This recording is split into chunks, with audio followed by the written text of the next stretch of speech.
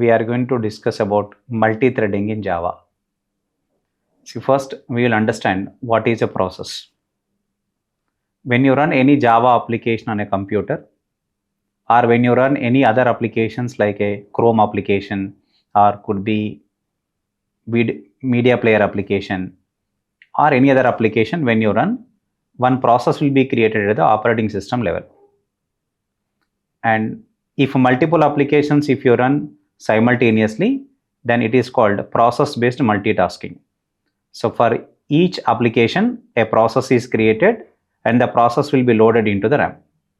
If you run multiple applications simultaneously, then multiple processes are created and multiple processes are loaded into the RAM.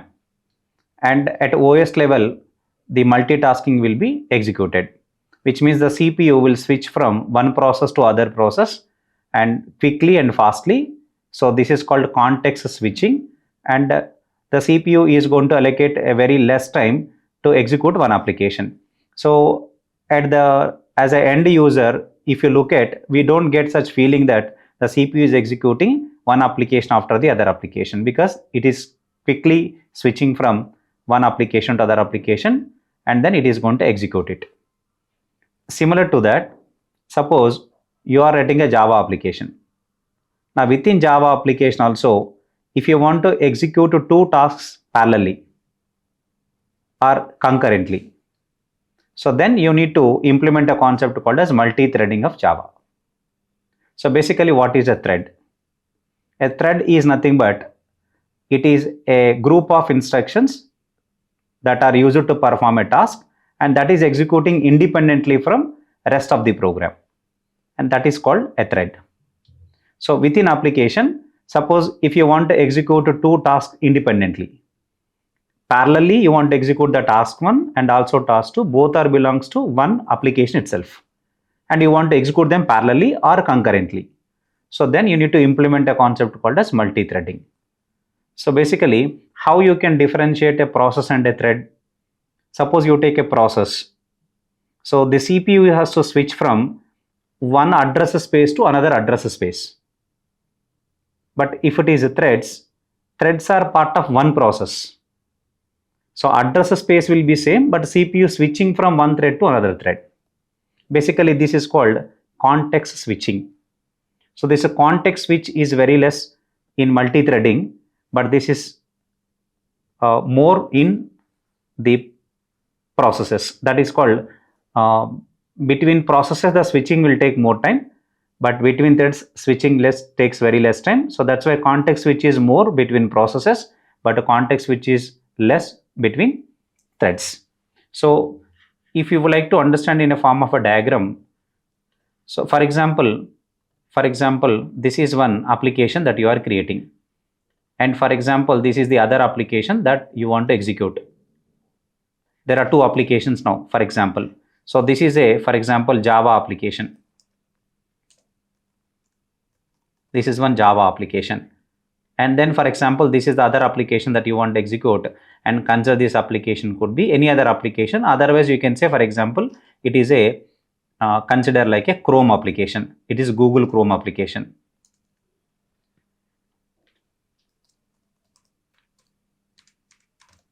This is Google Chrome application, which is already installed on your computer. Now you want to execute Java application and also you want to open the Google Chrome.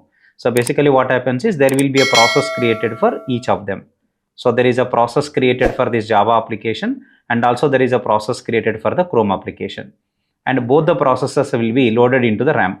So basically call this as one process and call this as another process, and both the processes are getting loaded into the RAM. This is the RAM. Consider. Now this is a process generated for this application, a process also generated for this application, and both are loaded into RAM.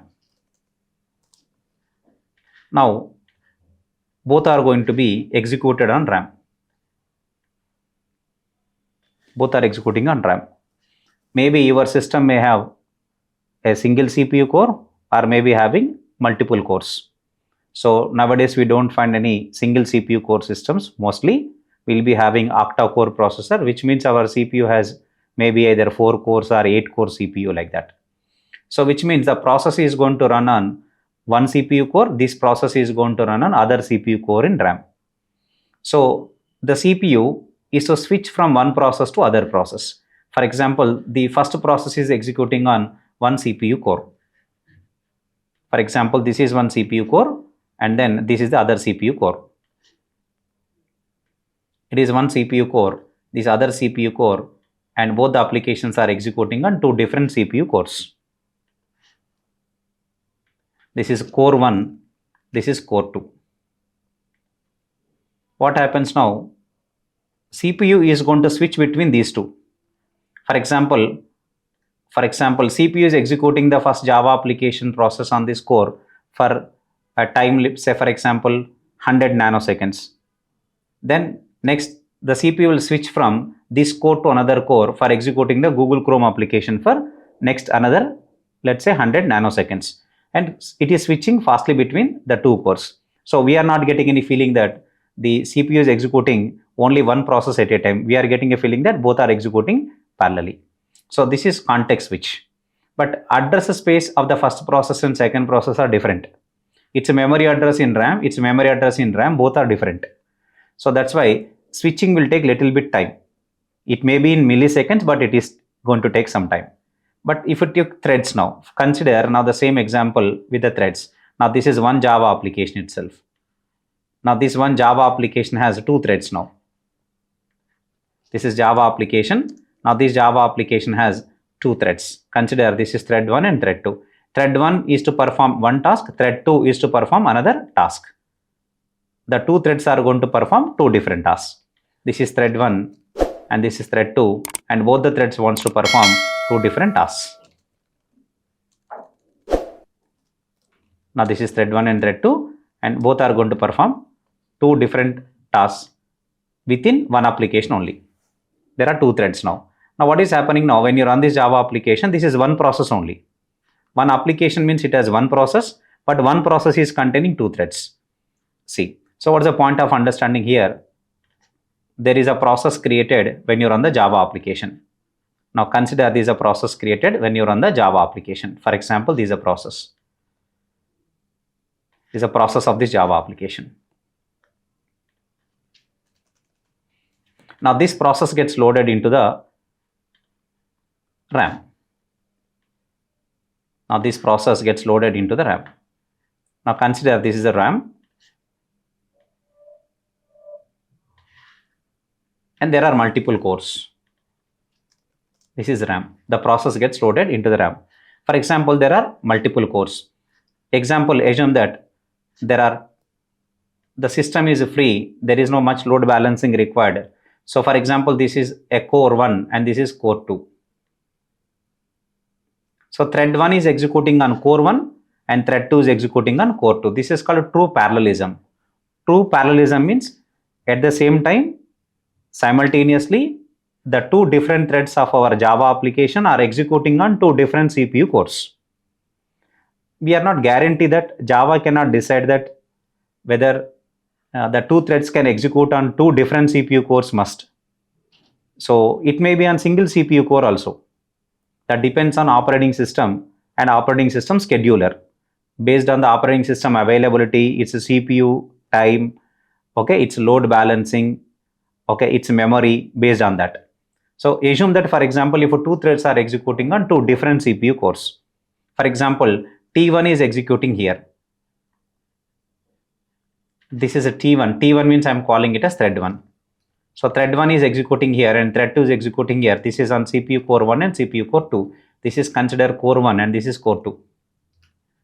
This is core 1 and this is core 2. Both are executing on RAM. T1 and T2 both are executing on two different CPU cores. Right? Now what is the point of understanding here? So CPU has to switch from one core to other core for execution. So CPU can switch fastly between them because both are threads of the same process. Same process means one memory address space. So switching from T1 to T2 and T2 to T1 will be very quick and fast when compared with the processes. So how can you differentiate a process and a thread? So between processes, context switch is more, but between threads, context switch is less. So sometimes what happens, for example, if the CPU has less resources, instead of executing T1 and T2 on two different cores, for example, it is now trying to execute both the threads on one CPU core itself. For example, this is a one CPU core, and on one CPU core only, the OS scheduler has decided, because Java threads we create. For each Java thread, JVM will map it to one OS level thread. And OS level scheduler will take care of scheduling the processes and threads.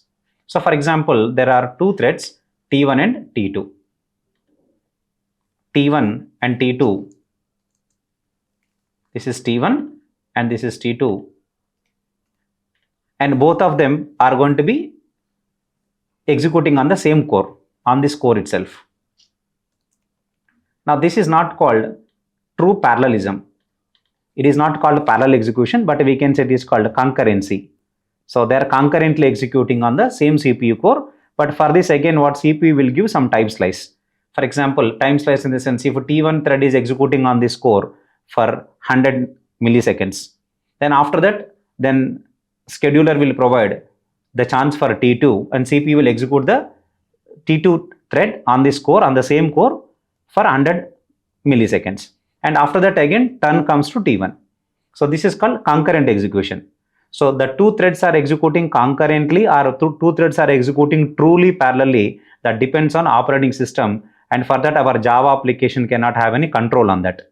Just only JVM is going to map one thread to one OS level thread. Java thread is mapped to OS level thread, and the total scheduling process and everything will be taken care by OS based on its load balancing, based on its time, based on its CPU cores and other factors also. Okay, this is how you can differentiate between the process and a thread. Now coming to applications of Java.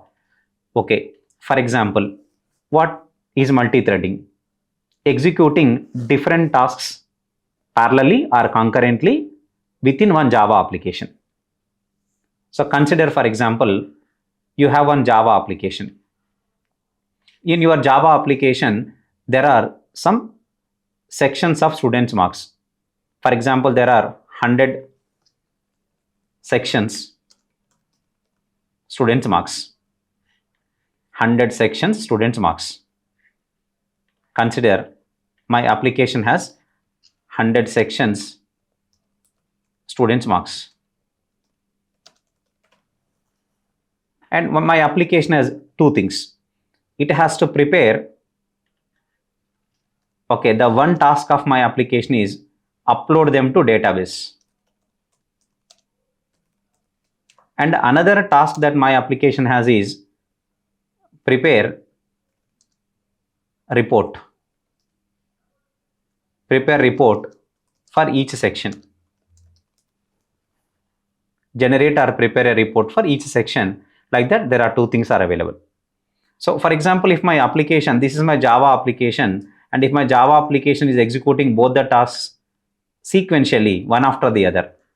So first my application has to upload all the 100 sections students marks into the database. And after that, my application has to prepare the report for each section. So it will take more time to get the reports. So instead of doing like this, instead of executing the total application as one single thread, if it is totally application is having a single thread, by default every Java application contains at least one thread, which is called main thread. If it is totally executed like a single thread, then we don't get any parallelism or concurrency. So application performance gets decreased. Instead, what we can do for the same application, we can divide this into two tasks within application. So thread 1 and thread 2.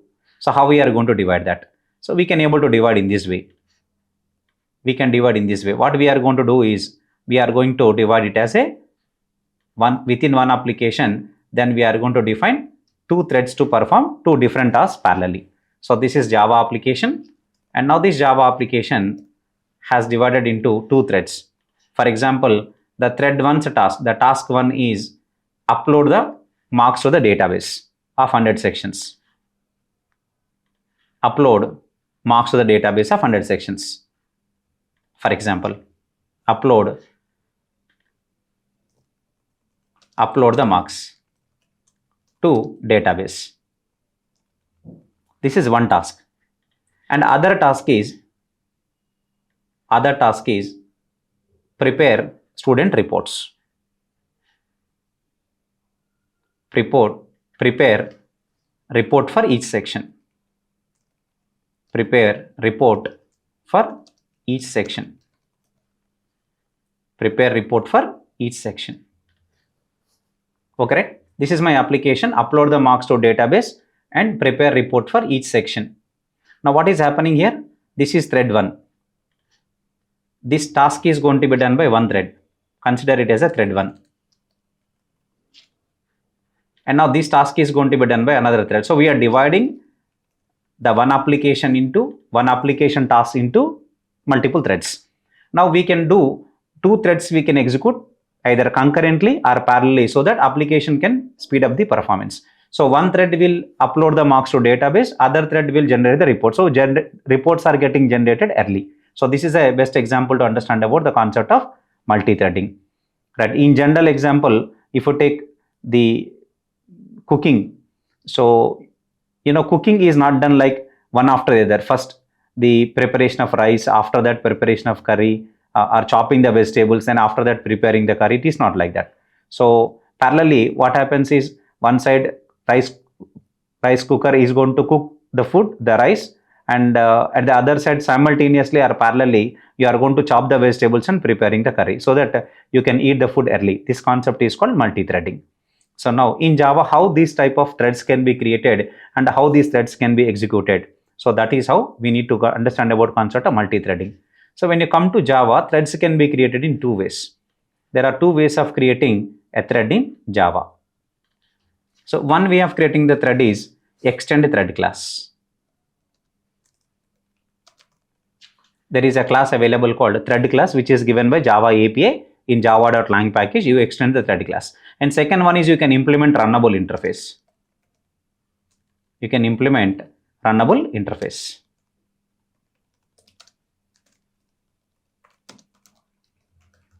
You can implement runnable interface. Now you can see there are 2 ways of creating a thread in Java: extends thread class, and second one is implements runnable interface. So when you extend the thread class or when you implement runnable interface, both are from java.lang package only, the default package of Java, which is automatically get imported. So you no need of importing it anymore. So now when you extend the thread class or when you implement the runnable interface, so first you need to override a method called run. You need to override a method. The method which you need to override is run method. Override run method, and inside this run method you have to define the logic.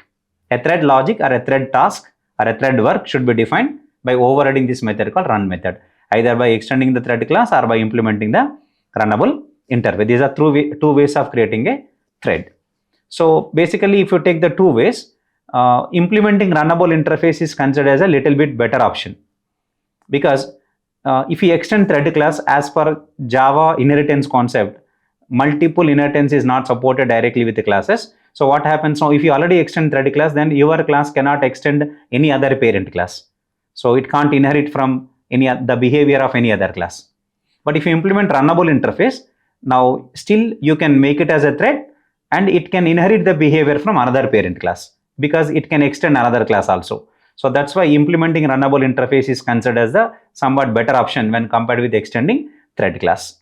So let's see how we can able to create the threads. So to understand about whether the 2 threads are executing parallelly or not, we are going to construct one sample code first. In the sample code, we are going to create 2 threads. We are going to create 2 threads, and one thread we are going to create by extending the thread class, and other one is by implementing the runnable interface. See, here I have created one simple thread demo Java application, and in this application under src folder, I'm just going to create, I'm using IntelliJ IDE, and I'm just going to create one new package.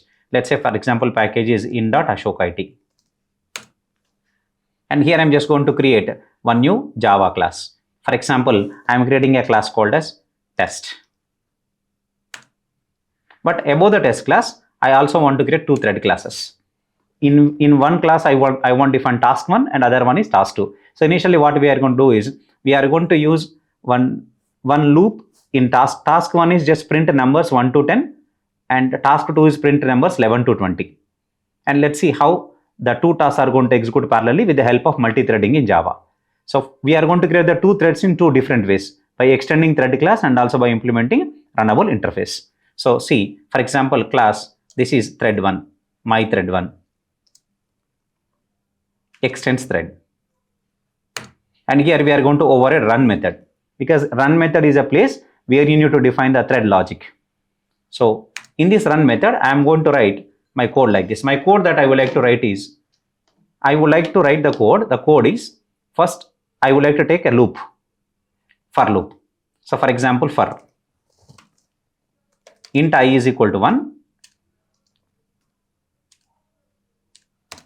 and I less than or equal to 10, I plus plus. This is what I would like to do it. I is equal to 1, I less than or equal to 10, I plus plus. And similarly, I want to print the value of I.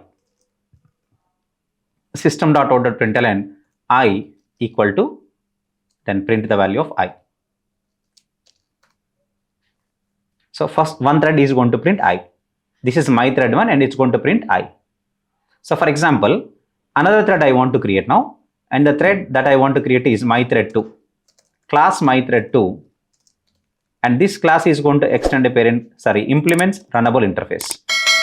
And here also we are overriding the run method, and in the run method we are just going to write a for loop, and this for loop is actually to print j value from for int j is equal to 11 and j less than or equal to 20, j plus plus. J plus plus. And now just we want to print the value of j. There are two threads I have created here. One is my thread 1 and second one is my thread 2. It prints values from 1 to 10 and this prints values from 11 to 20. And now this is the main code. Here we have the Java main method, and here we want to first create the two threads. So first we should create an object for thread 1 and thread 2. Then we are going to start the threads. When you start the threads, then only the threads can able to execute, can run. So first I need to start the threads. Let's see how the thread lifecycle goes on. But first we want to run this application to check whether the two threads are executing parallelly or the two tasks are going to execute parallelly or not. Okay, right. So but here, if I am creating my thread 1, let's say my thread 1 is equal to new my thread 1. Similarly, if I create my thread 2 implements runnable interface. If it implements runnable interface, then it does not have a start method. But without start method, a thread cannot be started. A thread cannot go to running state. Okay, there are different states of a thread are there. So a thread cannot go to runnable state, and from there it cannot enter into the running state. So that's why whenever you create any thread by implementing runnable interface, you need to wrap that runnable object into, you need to wrap that object inside thread object. Inside a thread object, you wrap it so that you can able to call the thread methods. So how I can do that? I can do like this now. For example, you can see thread is equal to thread is equal to new thread of my thread 2. Thread is equal to new thread of my thread 2, which means what this my thread 2 object we are wrapping inside the thread object. If you wrap this runnable object into a thread object, then only you can be able to start the thread. So see how I am going to do that. My thread 1 dot start. My thread 1 dot start. Next I want to say thread dot start, because my thread is wrapped into a thread object na, so thread dot start. We have to call the start method so that this thread will enter into runnable state. From there the scheduler will pick up and will execute it. So now I would like to run this program. We want to execute the two tasks parallelly, 1 to 10 and 11 to 20. The two threads should execute parallelly and should complete the task. We want to execute parallelly, not sequentially. But let's see what happens when you run this program. By observing the output, we can understand that the threads are going to execute, but you can see the output now. By observing the output, I have understood that first this is I, this is J, started from 11. These are all I values up to 10. Then J values 11 to 20. So which means actually what happens here is printing the numbers from 1 to 10, printing the numbers from 11 to 20 is not a big task. So that's why we are not getting any kind of concurrency or parallel execution. We are not understanding that. Actually, it is executing, but we are not understanding that, because this is a very simple task. Printing 11 to 1 to 10 or printing 11 to 20 doesn't take much time. So that's why what we want to do is to get parallelism, to understand the parallelism, because our task is very small task. So we want to keep some time, some waiting time to simulate that both the threads are executing parallelly. So for that we are going to use sleep time. So sleep time can be provided within try block. You have to write thread dot sleep. These thread methods we are going to see next, but currently I am writing, for example, at least let's give 2000 milliseconds time, and put the code in try and catch blocks to handle the interrupted exception. And if this exception occurs, I would like to print the stack trace information of the exception. Otherwise, I can directly print the just exception. Similarly, the same thing that I would like to implement even in thread 2 also. So add the same code here as well. Thread dot sleep. And you can provide some time. The time is, for example, 2000 milliseconds. And now we want to define catch, and we want to catch interrupt exception. Then we want to print stack trace. Okay, now there are two threads now. Now if you run the application, what happens now? We are just to simulate. Of course, I can even give 500 milliseconds or even 1000 milliseconds. That is also okay. For example, 1000 milliseconds we want to give, means 1 second we want to give time. So this is for getting true parallelism. Otherwise, our task is very small task and it's going to complete very fastly, and we are not getting a feeling that both the threads are executing parallelly. So for that we are giving some time sleep time. Now run the program and check the output. Now we can see that the threads are executing parallelly. Okay, whether executing parallelly or concurrently, that we don't know, and that we cannot even find out it also, because Java threads are mapped to OS threads, and OS scheduler will take care of all these things. So that as a Java application, we don't know about that. Even we don't get any such kind of information that whether both are executing on the same single CPU core or whether executing on the two different CPU cores. Okay, right. So they will definitely execute either parallelly or concurrently, anyone, concurrently or parallelly. So this is the way of understanding about the first example of how the threads can be created. The first way is by extending the thread class, and second one is by implementing the runnable. But whenever you implement runnable interface, the other extra step that we need to do is we need to wrap this thread object. This thread object, we need to wrap it into runnable object. Sorry, this runnable object, we should wrap it into thread object. So this is a runnable object that we are wrapping inside a thread object, so that we can able to start. This is how you can get a simple example of the two tasks can execute parallelly.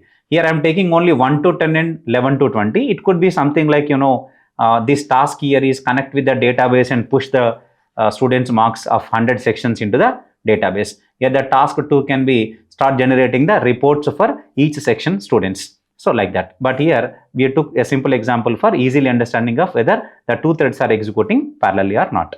And now after learning about how the threads are created, what's the next step that you need to understand is how the thread lifecycle is going to be.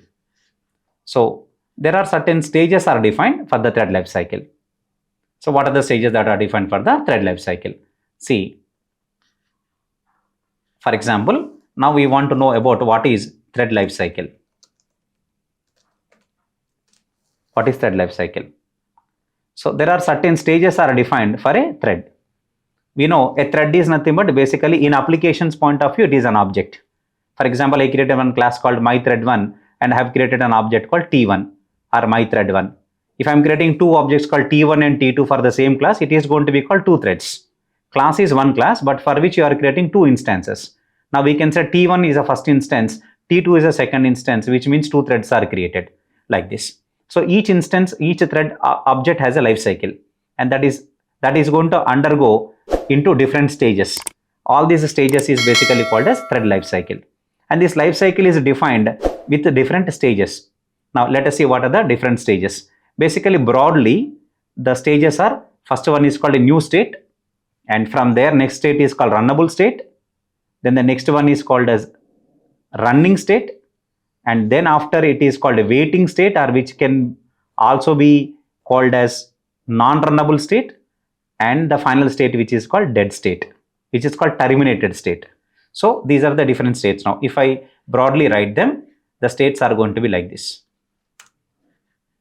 In a thread life cycle, you can find out that these are the states available. So one is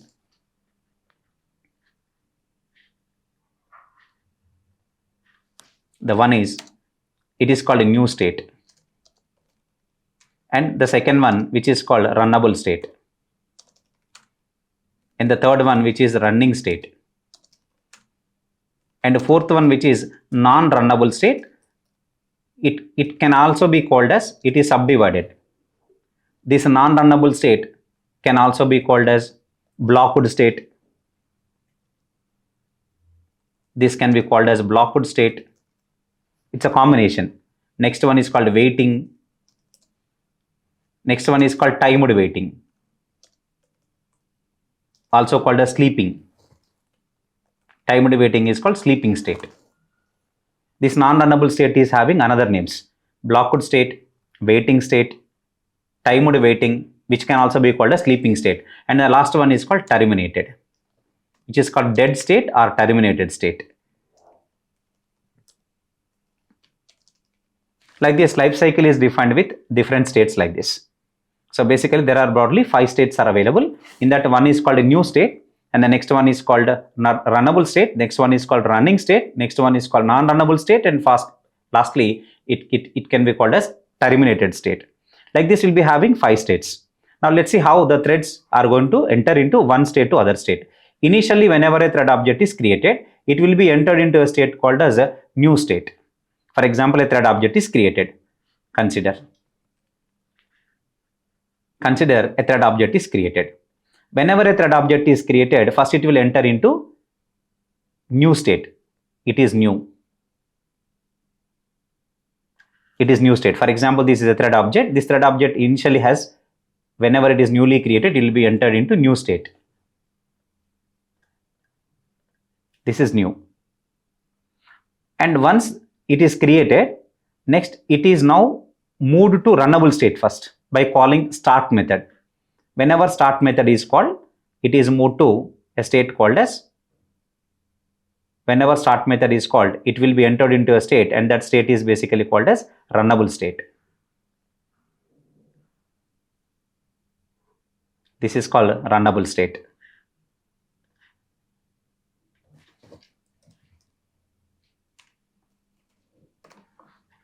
This is basically called as runnable state.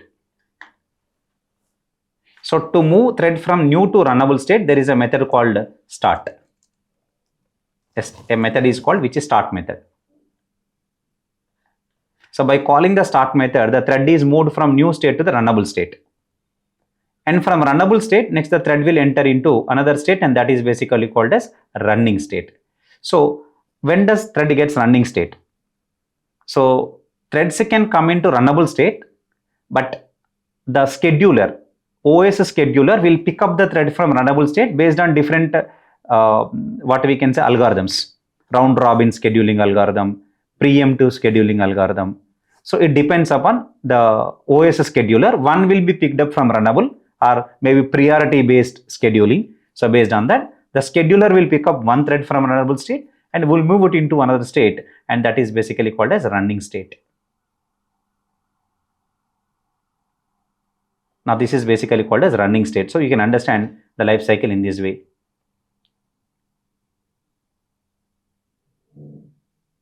Now this is going to be running state. Now once this running state, a thread enters into running state, in this running state only run method gets executed. and the instructions are taken from run method and the run method get executed in the running state. But a thread may not be in the running state forever. Okay, for example, the thread execution may take, for example, longer time, and the CPU, the scheduler is using only one core of the CPU for executing multiple threads. In that case, the thread may not be there in running state until it is completed. So there will be some time limit that may be 100 milliseconds or 100 nanoseconds, depends on the OS scheduler.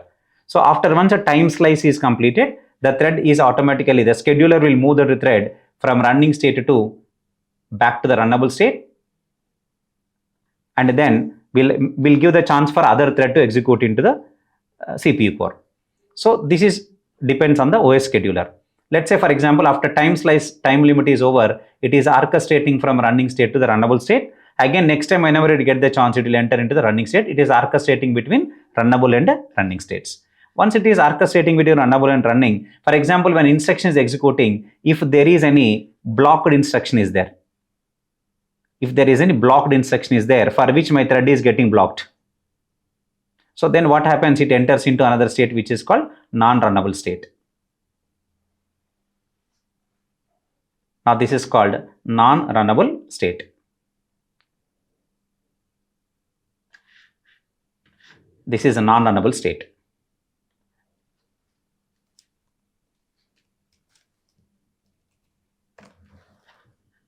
This is non-runnable state. What happens now when a thread is executing, some instruction executing, but it is blocked. Actually, it wants to execute some instruction, but it is blocking for other thread. Okay, it is waiting for other thread. Blocked. You don't know, just it is blocked simply. So then, whenever if any blocked instruction is there, then the thread is moved from running state to non-runnable state. So here it is going to get blocked. So this is blocked.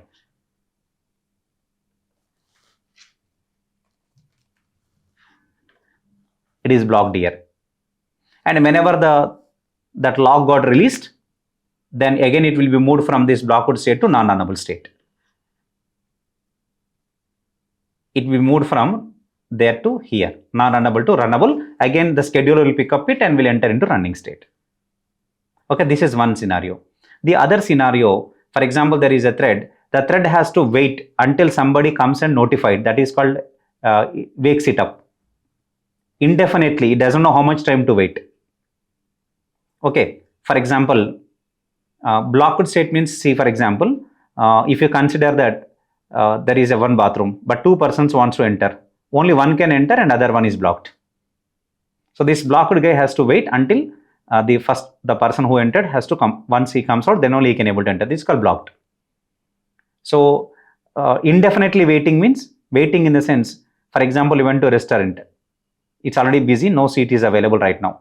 So he's saying that wait for some time.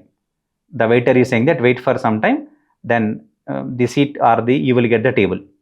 Okay, right? But he doesn't say that exactly you wait for 10 minutes or 5 minutes. Right? Okay, once again he comes back and tell that, okay, you can come and you can enter and you can occupy the seat. Up to that, this customer has to wait. That is called waiting, indefinitely waiting, without any time. So that is also non-runnable only. At that time also thread is not running. And once the waiting, it is awakened, wakes it up, then it can enter into runnable.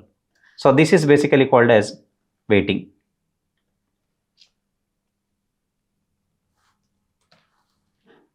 This is called indefinitely waiting. This is called waiting. Sometimes a timed waiting is there.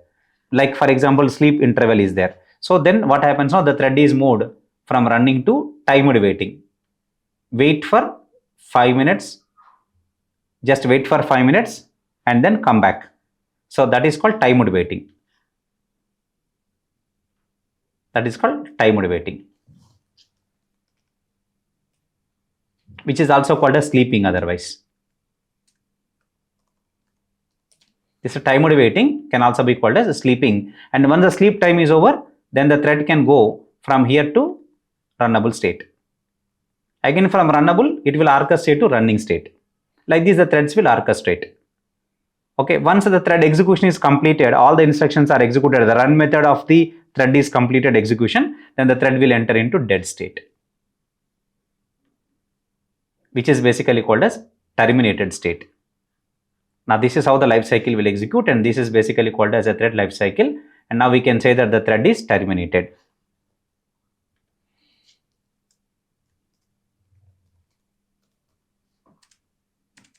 It is called terminated.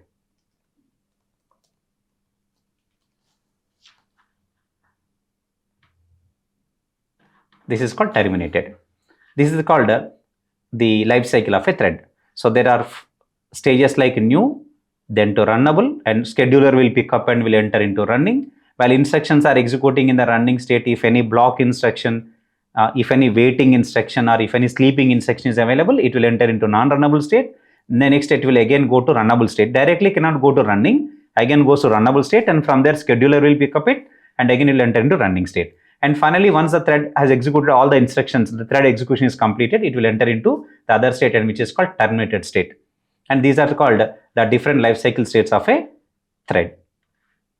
Now you got to know how the thread life cycle is going on. And there are various methods are available, like start method, like sleep method, wait method. There are important methods are there in the thread life cycle. So we can have methods like thread priority methods. Each thread is going to have priority. Now our next step is we need to understand about what is thread priority. So basically, when the threads, each thread is having some task. Now we want to understand about the concept called thread priority. Let me write here.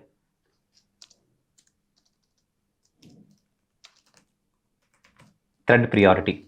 So each thread is representing a task. Maybe at the time as a Java developer, when you are creating the threads, you can give some high priority for a task and some low priority for a task. Of course, if you provide any priority like low priority or high priority, but there is no guarantee that the scheduler is going to execute exactly according to the given priority. But you can set some priority for your threads. Just it's an instruction given to the scheduler, but scheduler may accept it or may not accept it. It may execute in that way or maybe in other way. Okay, that we don't know. But we can just prioritize our tasks within our application, and that is done with thread priority. So each thread will have a priority. So by default, each thread is going to contain a priority that is 5. Thread priority is an integer value, and the integer value range can be in between 1 to 10. A thread can have a priority with between 1 to 10 only. 1 is the minimum priority and 10 is the maximum priority. And by default, a thread is going to contain normal priority. Normal priority means 5. 5 is called normal priority, 1 is minimum priority, 10 is max priority. So mean priority of a thread is 1. Normal priority means normal priority, which is 5. And max priority is 10.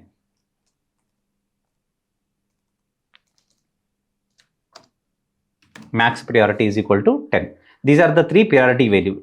If you want to set the priority, you can set the priority for a thread. If you want to read the priority or retrieve the priority, you can call get priority. You have the methods available to set or retrieve the priority for a thread. And that is possible by calling the methods called set priority and get priority. So there is a method available called set priority. Set priority, and you can pass the priority value, integer value. And if you want to retrieve the priority, then you can call get priority, which will return the value, the thread priority value. Like these 2 methods are available. For example, my thread1 dot set priority. But when you are setting the priority, the value must be in between 1 to 10 only. If you give any value which is less than 1, if you give any value which is more than 10, then you are going to get illegal state exception. One exception will be thrown because you can't set any priority which is less than 1 or which is more than 10. Then exception will be thrown. Illegal state exception will be thrown. Okay, let's see how the priority can be set for our previous example. Consider we'll be having our example like this. We'll be having our example here. We'll be having our example. In our example, we'll be having 2 threads. Right, we'll be having 2 threads, and we want to open the source code of the 2 threads. Now we can see here, this is my thread 1, this is my thread 2. But of course, my thread 2 is a runnable object. So always we need to wrap the runnable object inside a thread object. Then only we can able to access start method, priorities, join, and all the thread methods are applicable on that runnable object. So now there are two threads are there. Before you start the threads, you can set the priority. For example, I'm going to set the priority like my thread 1 dot set priority of the value, let's say for example 3. Between 1 to 10 I can set. By default priority is 5, which is normal priority. Now I'm saying my thread 1 dot set priority of 3, but for thread 2, thread dot set priority of 10. So basically I'm setting more priority as a 10 for second thread, which is wrapped into a thread object. But first thread I'm just giving only priority as 3, low priority. So when I execute this code, we will see whether which thread is going to start first. Now in this case, the first j value started. J is equal to 11 started instead of I, because I have given more priority for second thread, which is printing the value of j. But every time it is not the case. Maybe if I execute this for around 2-3 times continuously, maybe the order may change. Instead of j, I may start, because a priority is not guaranteed. Just you are giving the priority within your application and you are telling instruction to the scheduler, but it may or may not execute in the same order. But now in this case, it is executing the same order, because I set 10 as a priority for this thread, second thread. So j starts from first 11 and then I starts from 1. That is second priority, because its priority is 3 only. But if you run the same application, for example, for multiple times, there is no guarantee. Now it is also starting from j. It's working good. Okay, but every time we don't expect in this way. If you continuously execute it for 4-5 times or 10 times, then definitely order may change. So let's run this application for one more time. Now again starting from j, but sometimes it may also start from I. That depends. So that you can test it by executing this application continuously for 5 to 10 times. You check whether every time is it going to start from j only, or it's starting from I sometimes also. Okay, this is called priority. But for example, if I want to set priority as 11, we know that priority value is from 1 to 10. In thread class, there are 3 variables are defined. For example, if I open the source code of thread class, a predefined class of java.lang package, I want to open thread class of java.lang package, thread. Okay, right? I don't want to open from Ashok IT. Our package, I want to open thread class. So this is a source code of thread class. You can see that. Thread class also implements runnable interface. But if you see this, you can able to see that there are some variables are available.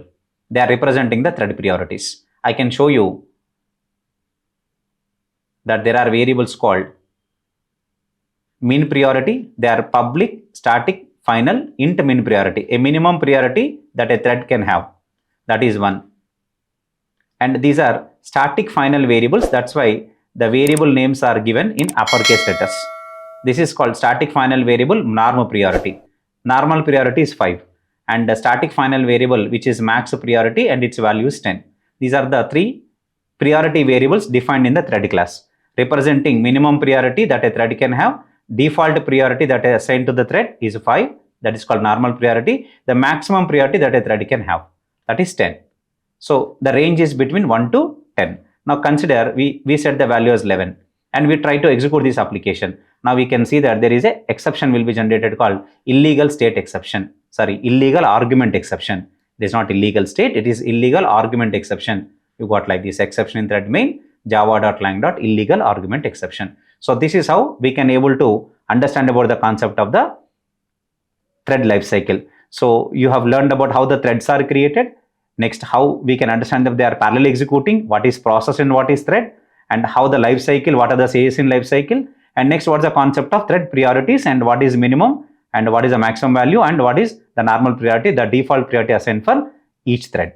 What is threads synchronization, which is the very important and hard concept of the multi-threading concepts. So in multi-threading, let's say 2 threads are sharing the same resource and trying to update the value of it at the same time.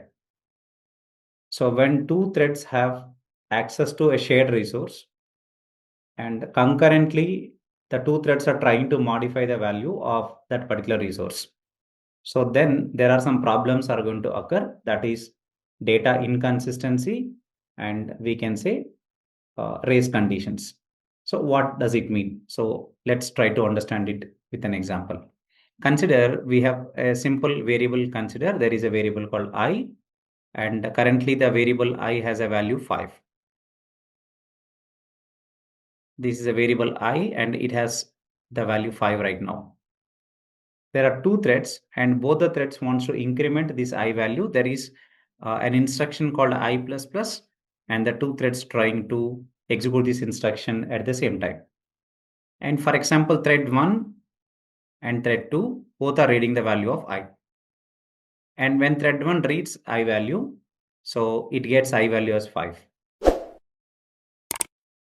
into its local copy. And thread 2 reads the I value simultaneously at the same time and trying to update it. So then thread 2 also reads I is equal to 5.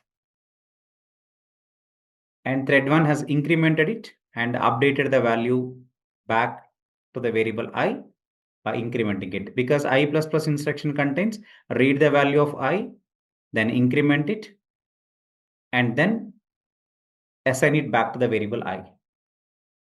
Now finally the thread 1 is assigned is 6.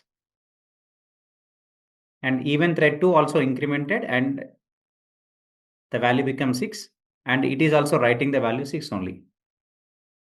Actually, instead of incrementing it twice, it is incremented for just one time. So T1 and T2 threads, if two threads are incrementing it, it should be incremented by 2. We are expecting the output as 7, but we got the output as 6. So this is incorrect result. And basically this is called a race condition. And now, for example, how data inconsistency problem will occur. For example, if you consider that there is an account balance. Now currently the balance in the account is 5,000. And now there is two threads and they want to withdraw some money from this existing balance. And for example, thread 1 wants to withdraw the value of 3,000.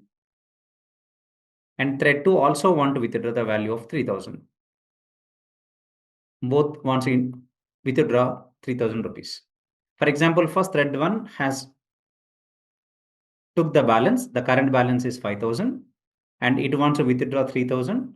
So, okay, balance is available. So it can able to withdraw the money. So what happened now? It is now trying to update the balance. And before that, first it is going to subtract this balance from this amount that is going to be withdrawn. So while this is going on, thread 2 has taken the balance. See, thread 1 is updating in local copy.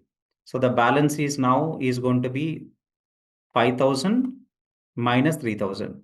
So this is 5,000 minus 3,000 and this is going to be 2,000. But initially this is going to be updated in the local copy and later the thread is going to write it into original copy, the main memory of this variable. But initially it is done in the local copy. But before it is updated, this thread 2 is trying to withdraw 3,000 and it is observing that balance is 5,000. So it also can withdraw 3,000. For example, if a thread 2 is also allowed, then it is going to be balance 5,000 it is taking. Before updating the thread A, it has taken the value. So 5,000 and now it is trying to withdraw the money 3,000. The remaining balance is going to be 2,000. So actually if two threads are withdrawn 3,000 and 3,000, which is more than actual balance. So this is incorrect result. And this is called a data inconsistency. It should not happen like that. So when two threads are having access to a shared resource, and if two threads are trying to update that resource exactly at the same time, so then there might be a chance of getting this kind of data inconsistency and race condition problems. So to provide a solution for this, the concept given is called thread synchronization. In thread synchronization, the threads can access safely the shared resource and without any data corruption or data inconsistency, the thread can work with the shared resource. And this concept is called synchronization concept. So then how this synchronization can be implemented using Java. So in our Java programming, we have a keyword called synchronized keyword. And that keyword can be used to implement threads synchronization concept. We have a keyword called synchronized. And by using this keyword, either by creating synchronized methods or by creating synchronized blocks. By using this keyword, we can create a method or we can create a block. So basically we call synchronized method or synchronized block can be used to avoid this kind of data inconsistency, to avoid the race conditions or data corruptions, and we can allow the threads to access the shared resource smoothly and safely, and they can do the work on the shared resource. So how this can be done, we want to discuss with example of multi-threading with synchronization. So let's consider an example. See, there are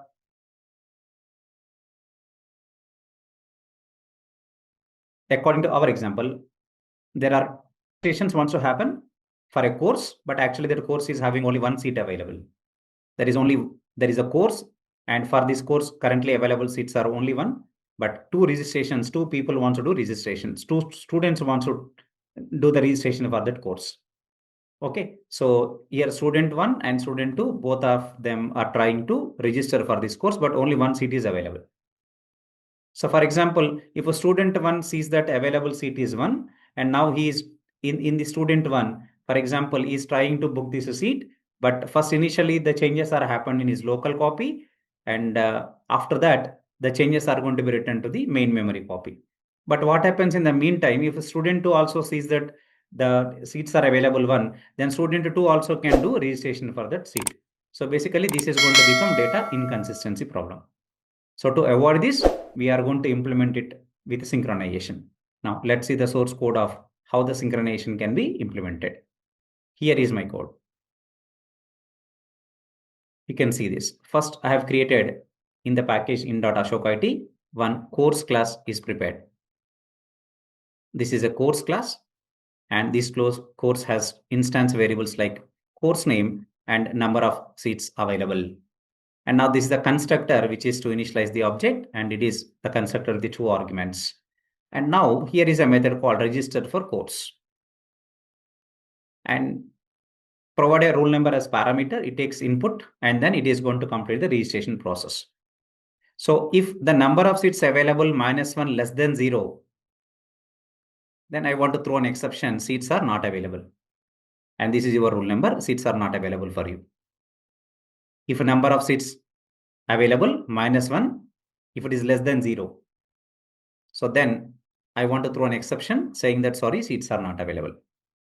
And to simulate two threads are executing these instructions and getting the kind of data inconsistency issue, I just kept one sleep time of 500 milliseconds, just 500 milliseconds.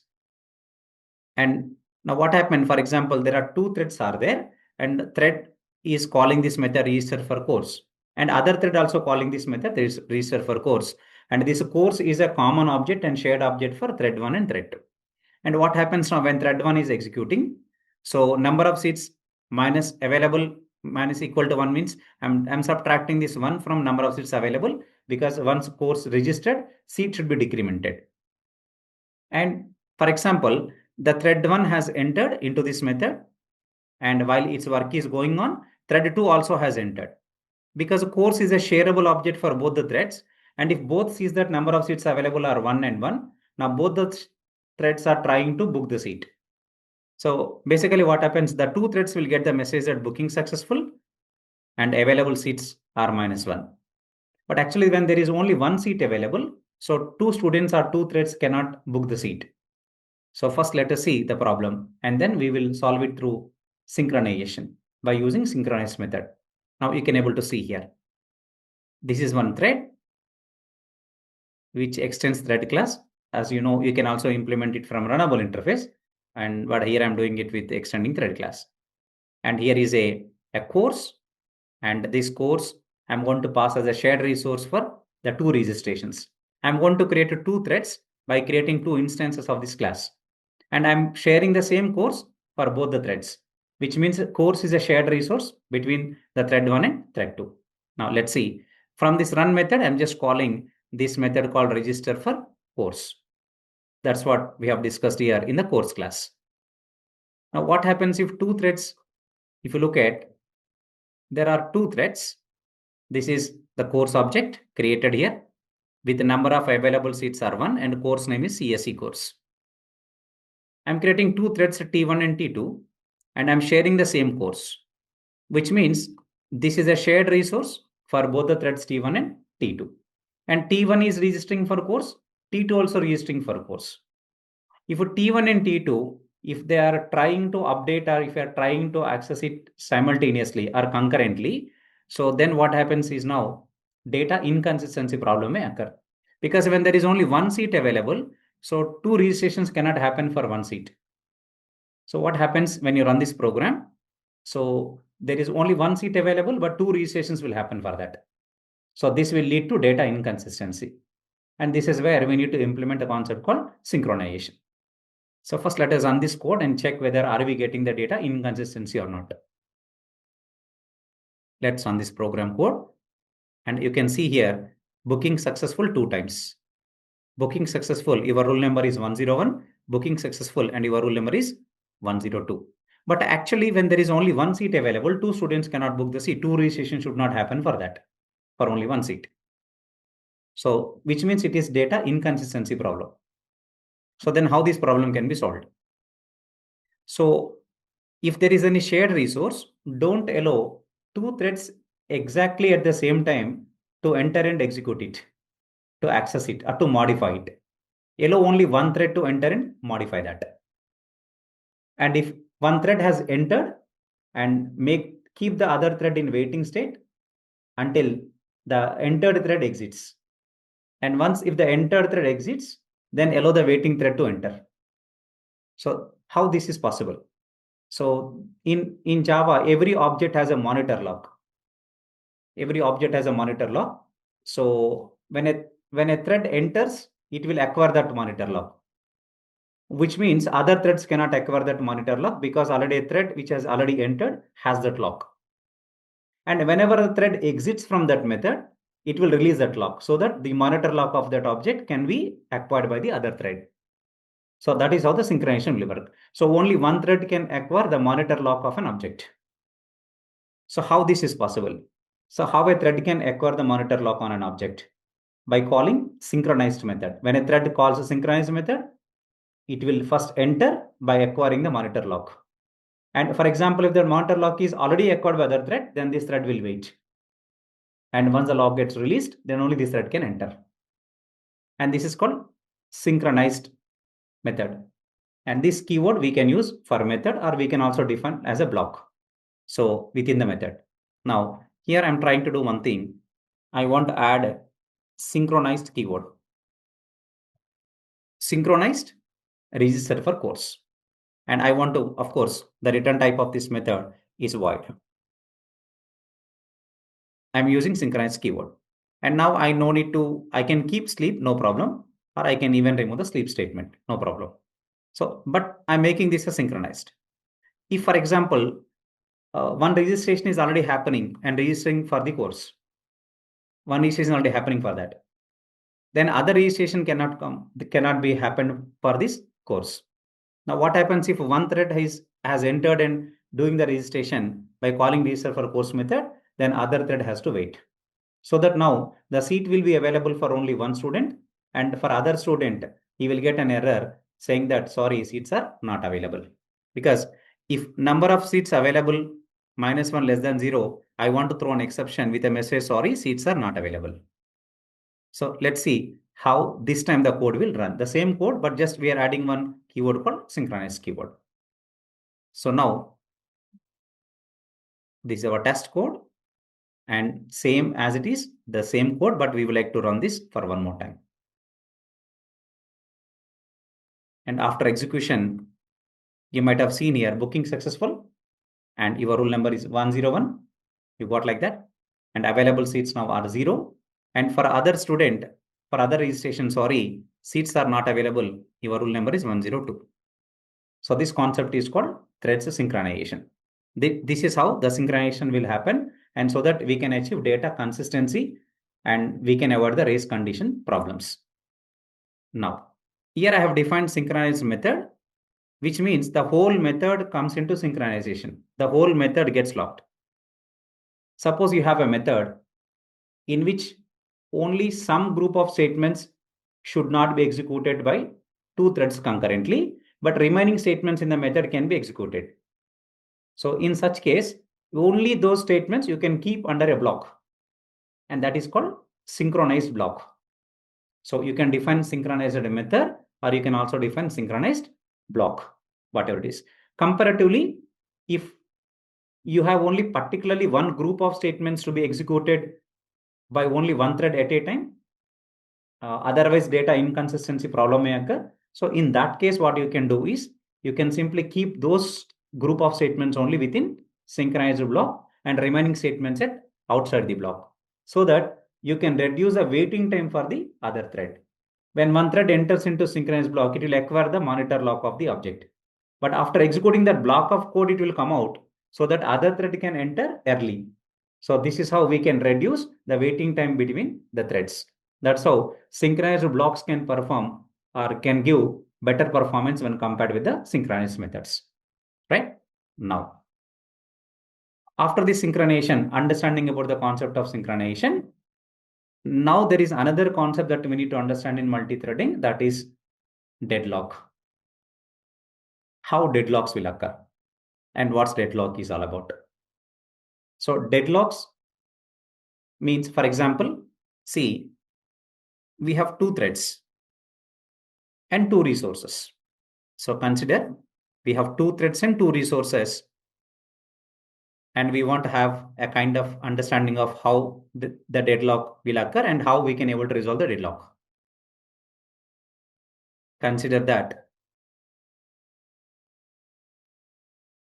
I'm just explaining about a small diagram. There are two threads, and example, there are two resources. Resources means could be some data, some objects. They are shareable objects. So for example, we have thread 1. Let's understand about how the deadlock is going to be and how we can able to prevent deadlock. This is thread 1.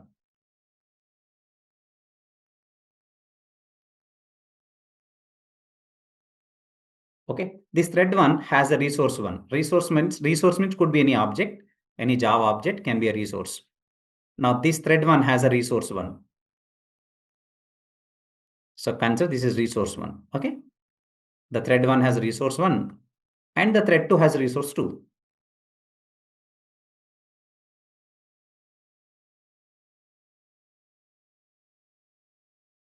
This is thread 1, this is resource 1. And consider this is thread 2 and this is resource 2.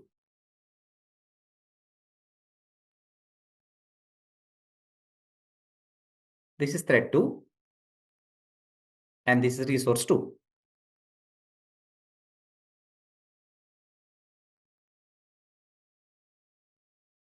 This is thread 2 and for example, this is resource 2.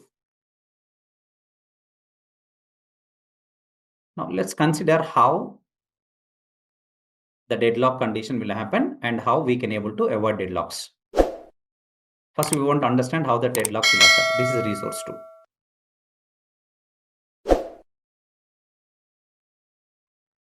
Resource means could be any object. Just for understanding, I'm just taking it as resource 2.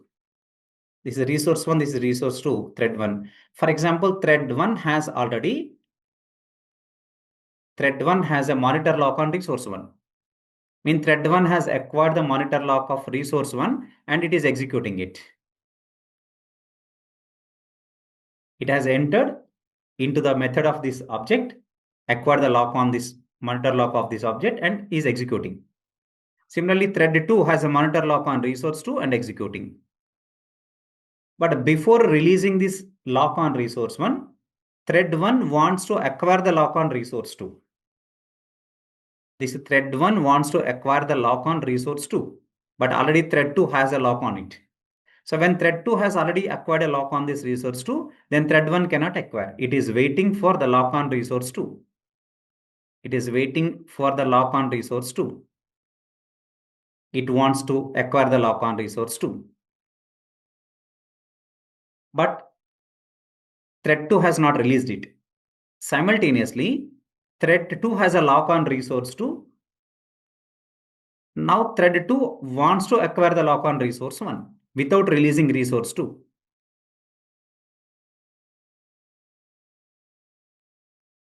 So they are mutually dependent. So basically what happens now? Because of already thread 1 has lock on resource 1, it has not released it. It maintains this lock, but now it is trying to acquire the lock on another resource as well. Right? But already thread 2 has a lock on resource 2, and without releasing, it also wants to acquire the lock on other resource like resource 1. So basically in this case, what happens now? Basically what happens in this case, thread 1 is waiting for the completion of thread 2, because thread 2 will release this resource 2. But thread 2 also waiting for the release of resource 1, because it is waiting for the thread 1's completion so that it can release resource 1. But actually, thread 1 and thread 2, they will never complete. They are indefinitely waiting for each other. So thread 1 doesn't complete, thread 2 doesn't complete, and this application will never die, and the wait will go on like that. This concept is called deadlock situation. So then how these kind of deadlocks can be prevented in multi-threading applications? So we don't have any programmatically methods or something that so that we can able to prevent it. It is just only by understanding the code, we should allow the threads to acquire the locks in the same order. So for example, if a thread 1 is acquiring lock on resource 1, then thread 2 also first need to acquire the lock on resource 1 only. Of course, if thread 1 releases, thread 2 can acquire it. Or if thread 2 releases, then thread 1 can acquire it. After that, both the threads should acquire the lock on resource 2. So it's not like thread 1 with resource 1, thread 2 has resource 2 and waiting for resource 1 and waiting for resource 2, because this will never die and this will never complete. This will be a deadlock situation. The only way or the solution is allow the threads in the same order to acquire the locks on shared resources. Resource 1 and 2 are shared for thread 1 and thread 2. So thread 1 has to acquire on resource 1 lock first, then only next resource 2. Thread 2 also should acquire first on resource 1, then only next resource 2. If you force the threads to do like this, then we can able to prevent deadlocks. Now let's see programmatically how this can be implemented just by creating two resources. Two resources means could be any objects. Now look at the example code over here. So if you look at the example code, I have thread 1. This is thread 1 and it is having two objects, object 1 and object 2.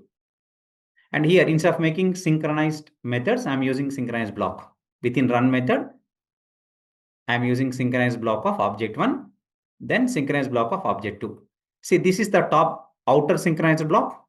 This is inner, which means first this thread is acquiring the lock on object 1 and then trying to next acquire the lock on object 2 without releasing object 1. It is inner synchronized block. Right? Now, let us consider thread 2. If a thread 2 also comes in same order, for example, I would like to modify the code before giving solution. First, let us see the deadlock. Now, you can see, for example, here also I'm coming down in the same order, object 1. I'll keep the statements as object 1. And here I want to maintain as object 2.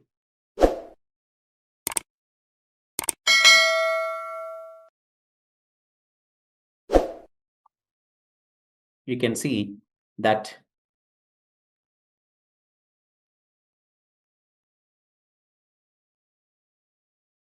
I just want to modify the code so that you can see this. This is thread 2. Even thread 2 also getting the lock in the same order. First on object 1, then object 2. For example, thread 1 is on object 1, then object 2. Then we don't have any synchronization. There is no deadlock in this. But for example, this is thread 1. It has acquired lock on object 1 first, then object 2. But thread 2 in reverse, first it acquire lock on object 2. Let's do the change like this. Object 2, then trying to acquire the lock on object 1. Now I like to show the indefinite waiting, and this is called deadlock.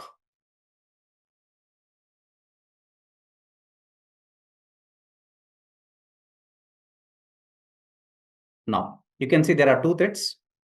The thread 1 first acquires locks on object, acquire the lock on object 1, has entered it, for example, and without releasing that, it is trying to acquire lock on object 2. Now if you take thread 2, it has first acquired the lock on object 2, has entered, and without releasing it, it is now trying to acquire the lock on object 1. Here I am using synchronized blocks instead of creating synchronized methods. Now let's run this code. We have two threads, and this is our test class. And here, just two objects I'm creating. I have no data in that, just empty objects I'm creating. Object of object class, object 1 and object 2, and thread 1, thread 2. For both of them, these are the shared resources. So thread 1, thread 2, both are using the same objects. And I set the name for the thread 1 as thread 1. I set the name for the thread 2 as thread 2. So that we can understand in the SOP statements like whether thread 1 is waiting or thread 2 is waiting and for whom it is waiting. Let's start the threads. And we'll try to execute this code. If you observe the output now. In the output, thread 2 is trying to acquire lock on object 2. Thread 1 is trying to acquire lock on object 1. Thread 1 has acquired lock on object 1 and thread 2 has acquired lock on object 2. Good. Thread 1 is trying to acquire an object 2 and thread 2 is trying to acquire an object 1. Now, this is a deadlock because thread 1 has acquired the lock on object 1 and trying to acquire an object 2. Thread 2 has acquired an object 2 and trying to acquire an object 1. Which means thread 1 never die and thread 2 also never die. They are indefinitely waiting. If a thread 1 releases, thread 2 needs it. If a thread 2 releases, thread 1 needs it. But both are depending on each other. And this is called deadlock. And our code is still running. This process is not terminated.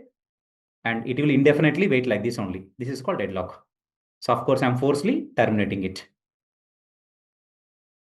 Now the process is finished with abnormal termination.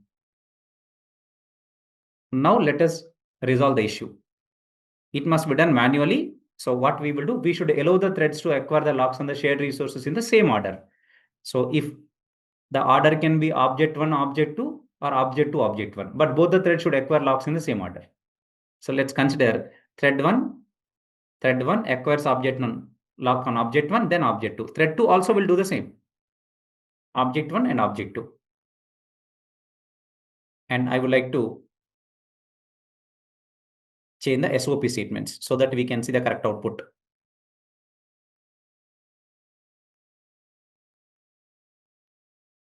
This is object 2 trying to acquire on object 2, acquire the lock on object 2, and release the lock on object 2, and finally release the lock on object 1. Just my SOP statements, I'm changing it so that the output will not be confused for us. It's not going to become any confused output. Okay, now just try to run this code again. Now, if we execute this code, now by observing the output, we can see. Now, it is not going to indefinitely wait for anymore. The process is terminated. You can see process exited with code 0. It is not indefinitely waiting. It is not abnormal termination. It's normally terminated. And now you can see thread 2 is trying to acquire a lock on object 1. Thread 1 also trying to acquire lock on object 1 in the same order. For example, thread 2 has acquired. First chance got to thread 2. Now thread 2 is trying to acquire an object 2. Now it has acquired the lock on object 2. Now it has released the object 2 and also released object 1. Right? Now thread 1 has acquired lock on object 1. Now thread 2 released object 1. Thread 1 has acquired it. Is trying to acquire lock on object 2. It is acquired it, released it, and finally released the object one. So with all these things, what we can understand now, both the threads are trying to acquire the locks on the shared resources in the same order, but not in the reverse order. If they're acquiring on reverse order, they will indefinitely wait for each other, and that becomes a deadlock situation. So this is the way how you can able to prevent deadlocks in multi-threading. Now, the other point of multi-threading that you have to know, what are the different types of threads that we have? There are two types of threads. There are two types. One is user thread, and the second one, which is daemon thread.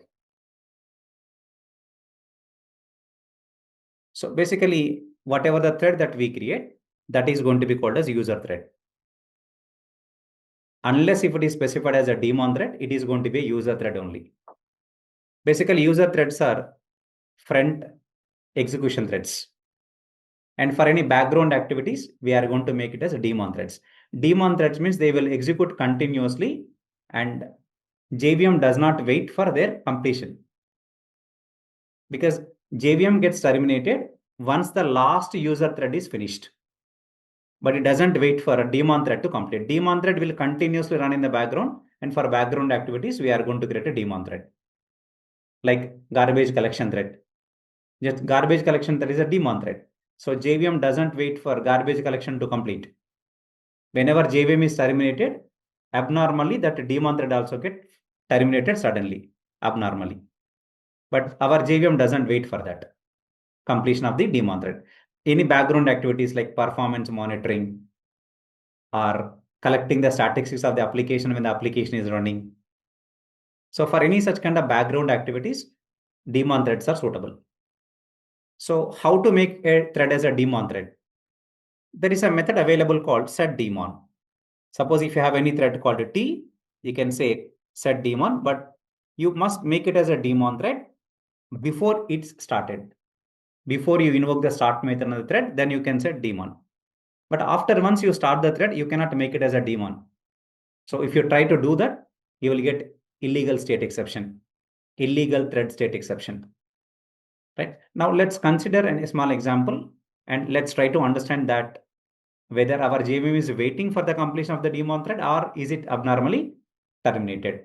Once JVM stops, automatically daemon threads are stopped. But JVM doesn't wait for the completion of daemon thread. Okay, let's see how it could be done. I'm trying to do one thing. I would like to create one small two threads I want to create now, and I would like to delete all this code, and I just want to write a small piece of code to understand it. Let's see here. First, I would like to try to create two threads, but my threads are now going to have only simple code. I do not want to have any all this code. Let me remove this. And this is thread one. And I don't require any objects. Just I want to write only run method, override run method. And I also want to write thread two, and which also going to have only run method. I would like to have only run method in my threads. Let's delete the code. Let's write some code in the run method. Now I have two threads, and in my test class, I'm just going to start the two threads.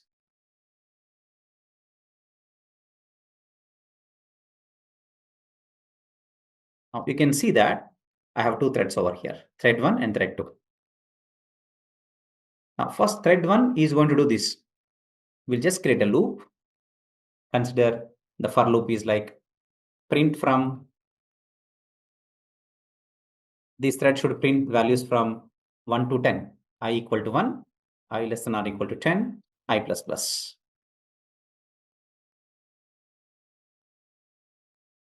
Right.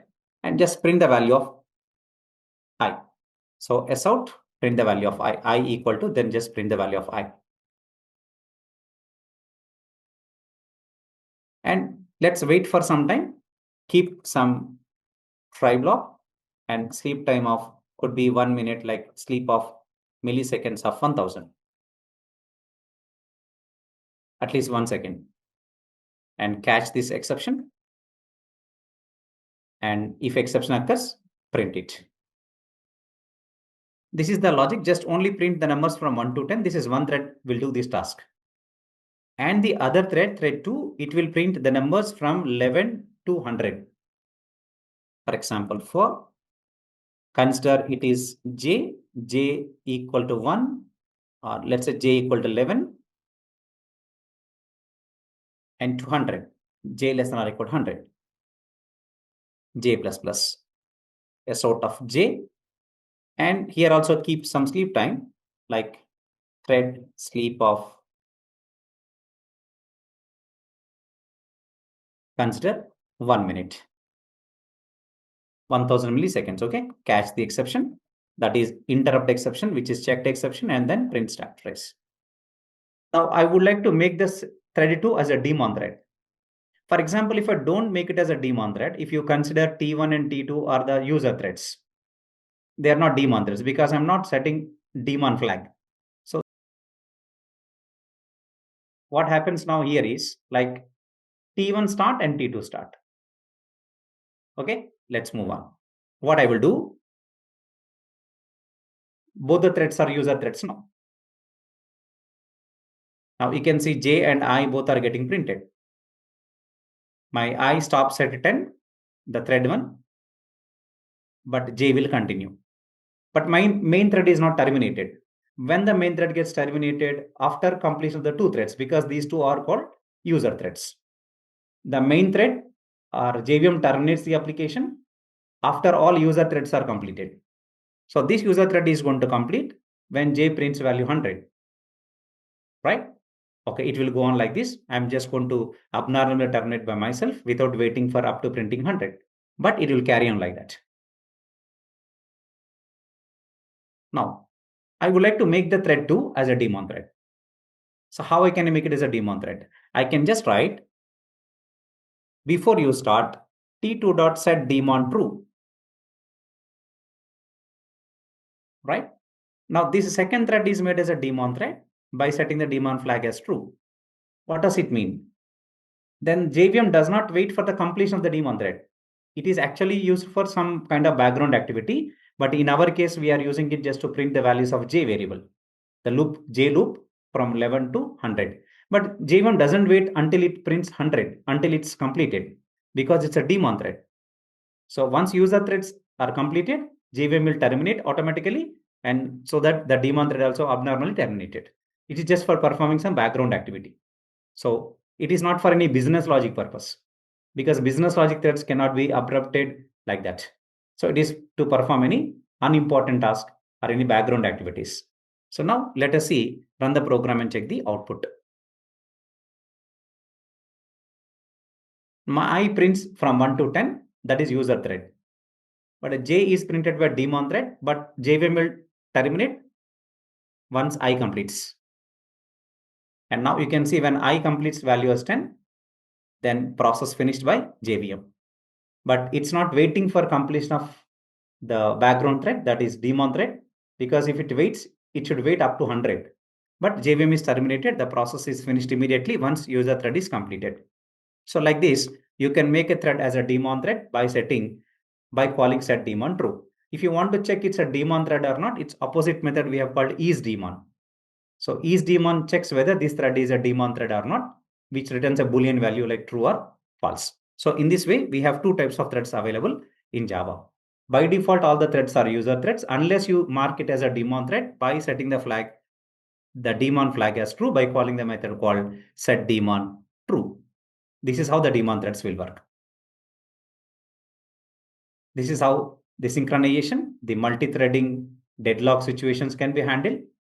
And also, this is how we can differentiate between the two types of threads like user threads and daemon threads.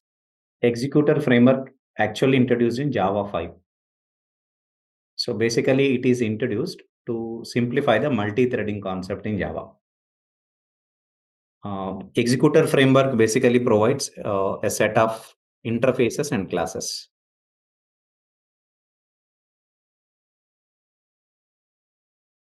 in a package, and the package name of executor is java.util.concurrent. So in this package, a set of interfaces and classes are provided. And these are used to simplify the way how the threads are created and executed in Java. Manually, before executor framework, we have to manually create the threads by extending thread class or by implementing runnable interface. And we should define the task. And apart from that, we also need to take care of starting the thread or stopping the thread or synchronization. All these things we should handle manually. But when you come to executor framework, what happens here is it is going to provide a way like how the task should be executed. That is called what needs to be done. The task definition and how it is executed. So both are clearly separated. So you can only define the task, what needs to be done, but you no need to worry about how it should be done. So here in executor framework, you no need of creating the threads manually, and you no need to handle synchronization, and you no need to start the threads or no need to stop the threads. That are all will be handled by executor framework only. So what's the advantage of working with executor framework is, suppose if you are creating a new thread for each task, so then it is going to be more resource intensive. And for example, if you create more number of threads like that, excessive number of threads, so it may leads to system crash or becoming system unresponsive like that. Okay. And it also, improves the performance here. Means here in executor framework, what will happen is you are not going to create the threads manually. And too many threads are not created. As per the demands, the thread may be created. Otherwise, a pool of threads will be reused. So, but new threads are not created like a new thread for each task. And the pool of threads are created and a thread will be taken from the pool. The thread is creation and directly this task is attached to the thread and this thread will handle this task. And once the task is completed, the thread will come back to the pool again. So it's internally going to make use of thread pool executor. So that is the advantage of working with the executor framework. And this executor framework has provided three important components. In that, one is called interface. The interface name is one is executor. This is the simplest and the core interface of executor framework. Executor. And next one is executor service. These two are interfaces actually, executor and executor service. And there is a utility class provided with static factory methods which can create an object of type executor service. And the class name is called executors. So executors class is a helper class which provides all the static methods. And by calling these methods, we can create an object of type executor service. Executor service is an extension of executor. Executor is just only a base interface for executor service. And execute interface provides only one method, that is called execute. And you can just pass the task to that execute method by creating runnable object. But executor service will add the other features like lifecycle of executor, like you can shut down that executor, preventing accepting the new task and only completing the given task. Okay. And it also provides a submit method, so which makes asynchronous communication, like you can get the result of the task in future, you can handle it. So it is going to accept callable object as parameter apart from runnable object. Executor service added these new features when compared with executor interface. We will see them in the coding part now. Executors class is a one utility class and which provides all the static factory methods for creating an object of type executor service. So these are the three core interfaces of executor framework. And now coming to the point is like what are the different types of executor service objects can be created. So mainly there are three types of executor service objects can be created. Based on requirement, we should do that. There is single thread executor object, and there is a fixed thread pool executor, and also there is cached thread pool executor. Suppose if I create a single thread pool executor, the types of executors are, one is a single thread executor, single thread pool executor. We'll see in the coding how it can be done. Single thread pool executor. Second one is a fixed thread pool executor. And the next one is cached thread pool executor.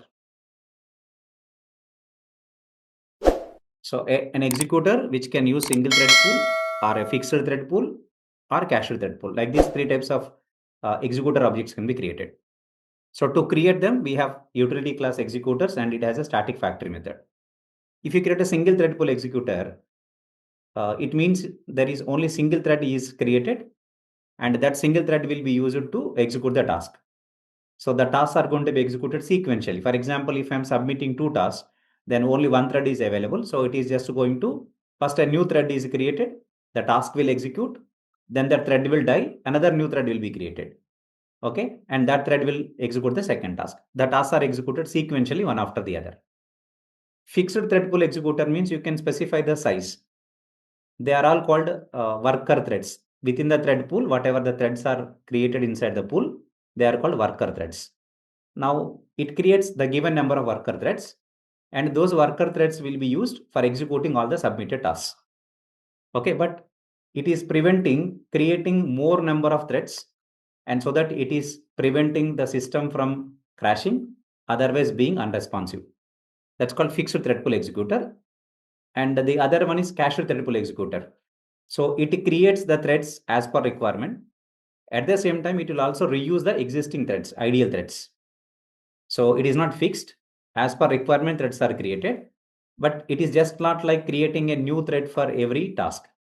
So if any thread becomes ideal and I mean to say that it is came to ideal state into the thread pool, for the new task, that thread will be used. It is not like continuously creating the threads, not like that. That is called cached thread pool executor. Okay, now let's see how these objects can be created. Just we'll see the code, like how it can be created. So then we are going to understand about the runnable and callable. And we will see how we can able to define the code with runnable object and the code with the callable object, and how we can differentiate them. So see here, first, just I'm creating one simple Java class here. Under src folder, let's create a new Java class. Or first we want to create some new Java package in .ashokit. And here I'm just going to create one new Java class, test. And now this class, test class, is going to contain a main method. So see, I'm writing here, executor service. Executor service, consider ES is equal to, or ES1 is equal to executors dot new single thread executor. Single thread executor. Okay, right? Now we are importing executor service. Executor service is an interface. Executors is one utility class, and new single thread executor. Now this executor is created with a single thread. It can execute the task sequentially one after the other. Okay, and to submit the task to that executor, we have two methods. One is execute method, and second one is submit method. Okay, so we will understand about submit method and also execute method. Both we are going to discuss that. Okay, let's see how. But our intention is we want to see how executors can be created. The other way of creating executor, you can see executor service ES2 is equal to executors dot new fixed thread pool. New fixed thread pool. And here we are going to provide what the number of threads required here. And for example, it is 3. Now here the executor is created with 3 worker threads, and only these 3 threads will be reused for executing the task. Means more threads are not created. Even it prevents submitting more tasks also at a time. Okay, so that the synchronization problems and all those things can be solved. So next one is, suppose I am creating executor service. ES3 is equal to executors dot new cached thread pool. Here we don't specify the size and we have no limit.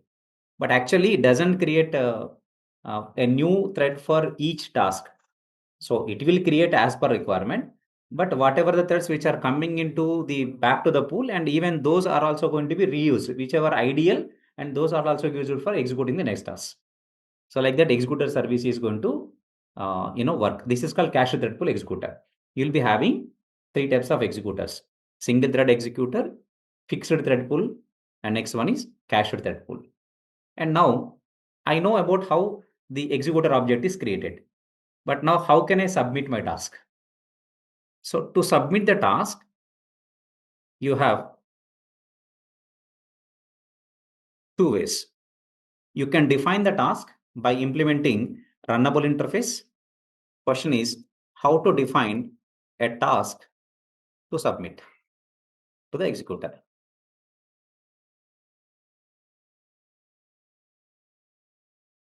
Right. So there are two options available.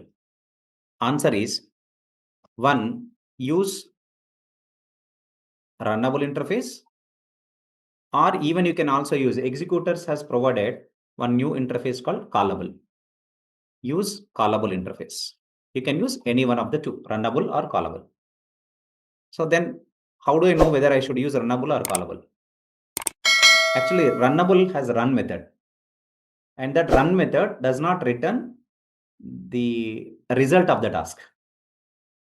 It can execute the task, but you don't get any result out of it because run method return type is void. Okay, so public void run is a method syntax, the signature of the method, and inside that run method you can define the task. But once the task is completed, it doesn't return any value back. Okay, but now if you want to get the value back, then you can use callable. So runnable interface contains a method, run method, and return type of the run method is void, and it does not accept any parameter, and at the same time doesn't throw any exception as well. Okay, but if you take a callable, it returns value. I'm writing v, some value it returns, and the method name is call. So the method name is call, which returns value, the value, and run return type is void. So this is method from runnable, and this is a method from callable. Now let's see, by creating a single thread executor, by passing runnable object, we are going to discuss about the code. To pass callable object, then I am going to call submit method. There are two methods available. One is execute method and other one is submit method. Let's see how it is going to be. For example, I am creating a test code like this. In my test code, consider this is my test code, right? Now in my test code, I want to create a fixed thread pool. I want to create a fixed thread pool. So how do I create that? I can create something like this. Executor service equal to executors dot new fixed thread pool of 5, or I can say any, consider 3 is enough for me. Now executor service dot, I can say something called execute method. I have the method called execute method. To the execute method, I should pass runnable object as parameter. To the execute, I should pass runnable object as parameter. And if I call submit method, then I should put callable object as parameter. I should pass callable object. You can see executor service dot submit. To the submit method, I can pass runnable object, or even I can pass callable object as well. Okay, right? So we use submit method to pass callable object. We use execute method to pass runnable object. Okay. Now I want to define a task, a simple task, just one SOP statement we will write inside the task. And I need to create a runnable object. As you know, I can create a I can create a class implements runnable interface, and I can override run method, and I can pass a runnable object as parameter. So that I can do here, right? Other way, I can also use anonymous implementation. Anonymous implementation means without creating a class, I can directly provide the implementation for the runnable interface. So let's see how I can provide the anonymous implementation rather than creating a separate class by implementing runnable interface. Okay, so here I'm writing like this: executor service dot execute. I can use lambda expression or I can use anonymous implementation. So I'm writing new runnable. Runnable is an interface, but I'm writing anonymous implementation. New runnable of, I'm overriding the run method, and I'm writing some assout statement. This current thread is executing the task, something like that. Okay, the thread which is executing the task, the thread name,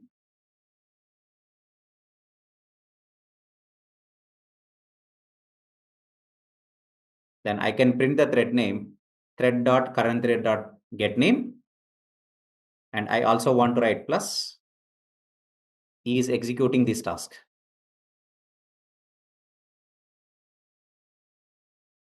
Right, is executing this task.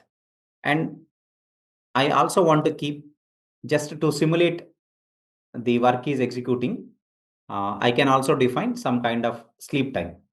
But whenever I define sleep time, I need to keep the code in try catch blocks to handle the interrupted exception. So try, I can use the class like time unit. Okay, dot. I just want to place the time unit in milliseconds. So time unit dot milliseconds dot sleep, and provide the timeout period. For example, 1000 milliseconds. Right? And I'm just going to define the catch block to handle the exception. Interrupted exception. If really exception occurs, then I will like to display the stack trace of the exception. And if I want, even I can interrupt the thread by saying current thread dot interrupt. Thread dot current thread dot interrupt. If exception occurs, interrupt this thread. And also print the stack trace of the exception. Okay. Now you can see the code. Here we are calling execute method of executor service, means executor object. And we are passing runnable as a parameter. Execute method takes runnable as parameter. Submit method takes callable as parameter. So that we will see next, but first we want to understand with the execute method only, right? And now I would like to simply execute it. Here I'm having only one thread. Only I'm using only one task, and but my thread pool has 3 threads actually, right? And once the tasks are completed, then I just want to say that this executor service should shut down. So shutdown means it is not going to accept any new task, but it is simply going to complete the already submitted task. Okay, gracefully closing the executor. Okay, now simply we will run the code and we can see the output here. So this is my task I'm submitting to the execute method by creating a runnable object, and I'm not creating anywhere thread class, or I'm not going to call any start method, or I'm not going to call any synchronization things. So all these will be handled internally by executor framework only. Let's run this code.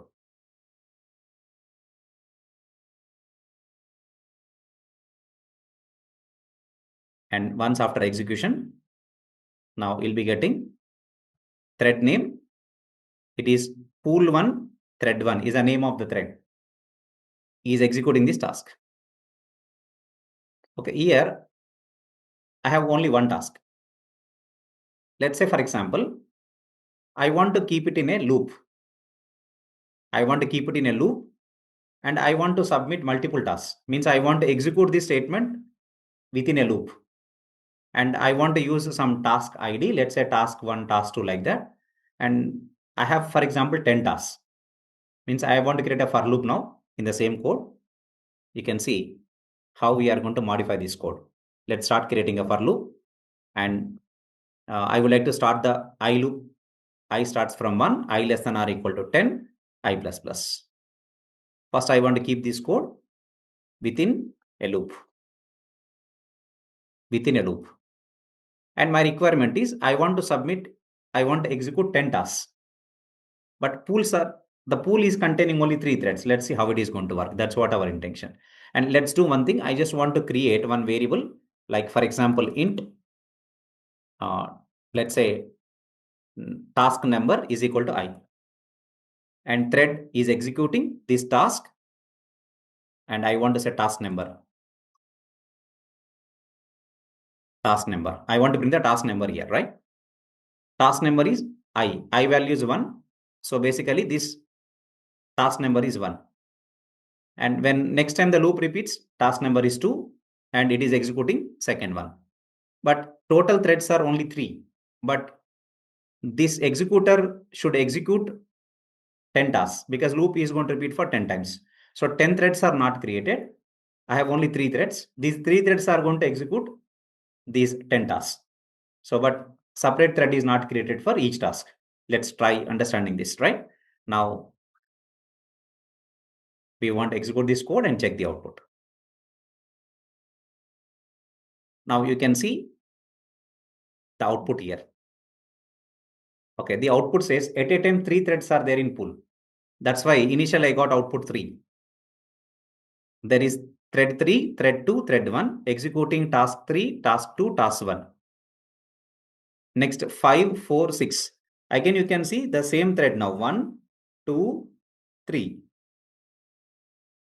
Because fixed thread pool, right? Only 3 threads are there. So only 3 threads, but executing the 10 tasks.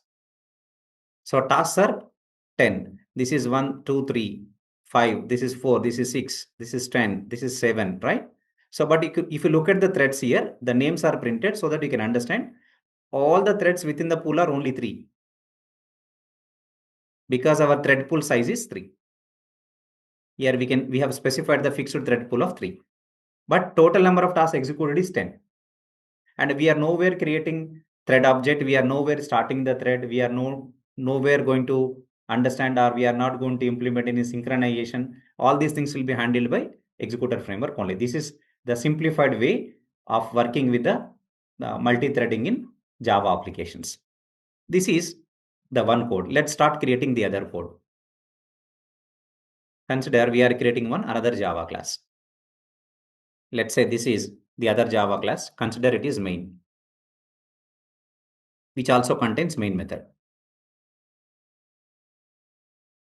Right? Now here, I want to create executor service with a fixed thread pool of 3, for instance. It could be 1 or 2 or 3, doesn't matter. Now, I want to call submit method and I want to pass callable object as parameter.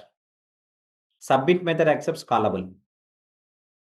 The difference between runnable and callable is runnable can execute that. Runnable is to define the task, but once a task is executed, does not return any value. But a callable will execute the given task. Once a task is executed, completed, it returns result also. So we can receive the result of the task from callable, but it's not possible with runnable. Only we can define the task inside that. Once a task is executed, but we are not going to get back any result. We can't receive any result out of it. But with the callable, we can do that. So how this can be done, we are going to see with a simple example. We are doing that. Okay, right. See, for example, I would like to create again executor service object. Executor service is equal to new fixed thread pool of 5. This time I'm creating 5. It's not required. Even 2, 3 is enough for our sample code. Now we have the executor service. Now we want to call submit method, and for that we need to provide callable task. So I want to create a callable object. Again, I can implement a callable interface, which is generic interface. So I'm going to replace the type parameter with actual type, the result type, the value type. And then I can pass that callable object as a parameter by calling submit method. When submit method is called, the task is going to execute asynchronously, which means the thread will take care of executing the task, but it returns a future object which will hold the result that is going to be generated once the task is completed. So it is going to return a future object. That future holds the result of the task. that is going to be generated once the task is completed. So we can fetch the result of the task from the future object. This future is just only placeholder. It is a handle, and from that, whenever it is needed, we can get the result of the task. But if it is execute method and if you pass runnable object as parameter, then its return type is void and you can't access anything once the task is completed. Now let's see how this can be done.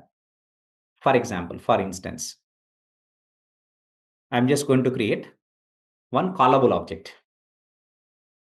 So as I can write anonymous implementation, otherwise I can create a class implements callable. So I will go with the anonymous implementation. Now let's see. I'm writing something like this.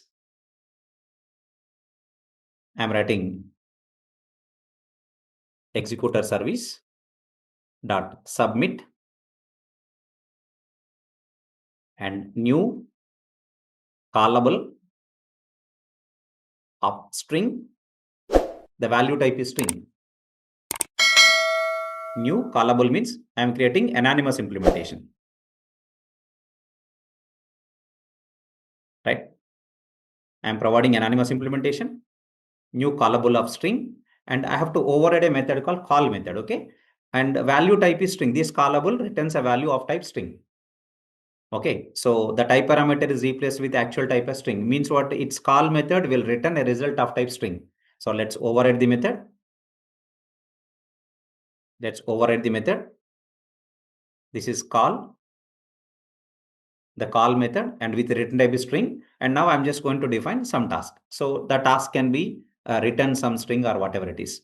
Now, just to simulate the work, let's keep the try block and time unit dot seconds. I can use milliseconds or seconds for time unit, and sleep of timeout period 1 second. Or if I keep milliseconds here, then I can provide the value input as 1000. And consider I'm just providing 3. Means time unit is 3 seconds. Just wait, simulate the work. Okay, just wait for 3 seconds, then return this string. Okay, return something like hello world.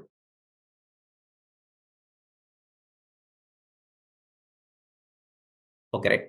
Now for the try block, we define catch block, interrupt exception, and if this exception occurs, print it and interrupt the thread. Okay, this thread gets interrupted. And this is a submit work, right? And now we are just going to simply put semicolon. Put semicolon. Right. Now this is other than this exception, if any other exception comes in, for example, interrupt exception, then we can handle it. Otherwise, we can just keep it like a parent class or the superclass exception E. We can also do in this way. Right? Now, let's see. Return. In try block, I'm writing return string. Otherwise, I can keep this return string after the try block. That's a better statement. I'll keep this return after try and catch. Okay, right? I can just do this. And let's see how this submit method now returns future object. So I'm going to write future of a string. Future is equal to which returns a future object. This future object holds the result, that is the result of executing the task. So this we are submitting the callable task. The task is a callable type. We know callable task returns result. Okay, after executing the task, it generates some result. The result of what I'm generating is hello world. Actually, I'm not defining any much task here, but to simulate the task, just we are giving sleep time of 3 seconds. So that 3 seconds time is nothing but executing the task. But result is hello world. Okay, right? Now this will be stored in a future object. Okay. And for example, main is also a thread. When this thread task is going on, this main thread also will work. It is just like you are submitting the task and your current thread can continue its work. It doesn't wait for the completion of that task. The submitted task may take sleep time of 3 seconds. This main thread doesn't wait for 3 seconds. the main thread can continue its work. Okay, main thread can continue. You just submit the task, then the executor will handle that separately, and this current thread will continue its work. And later, whenever the result is needed, you can access it from future object. The future object contains result of the task. So I can say SOP main thread is working on, and before this I say main thread, because as we know that in Java main is also a thread. So I write something, main thread has started,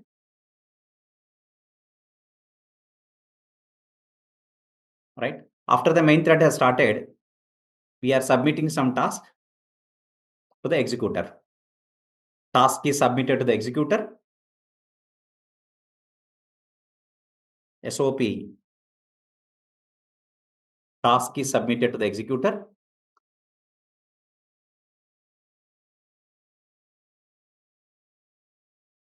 But no need to wait for task completion. When the task completes, the result will come and store in future. This future is a handle which holds the result of the task. Okay. So later the result of the task can be retrieved from this future object. But my main thread is no need to wait for until the completion of the submitted task.